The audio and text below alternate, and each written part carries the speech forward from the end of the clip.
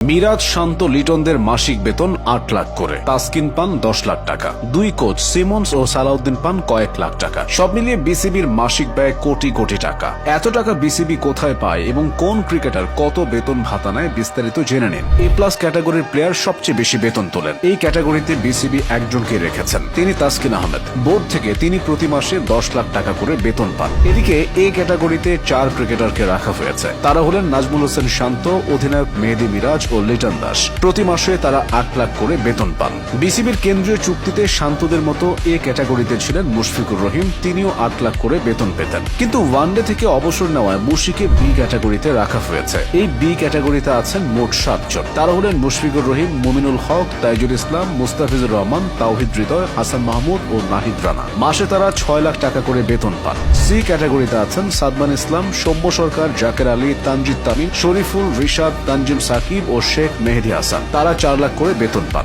সর্বশেষ ডি ক্যাটাগরিতে আছেন নাসুম আহমেদ ও খালেদ আহমেদ। তারা পান ২ লাখ করে। অনেকে পারফরমেন্সের বেলায় যাচ্ছেতাই হলেও সুবিধা নিচ্ছেন দুহাত ভরে। এ তো গেল মাসিক বেতনের হিসাব। ক্রিকেটাররা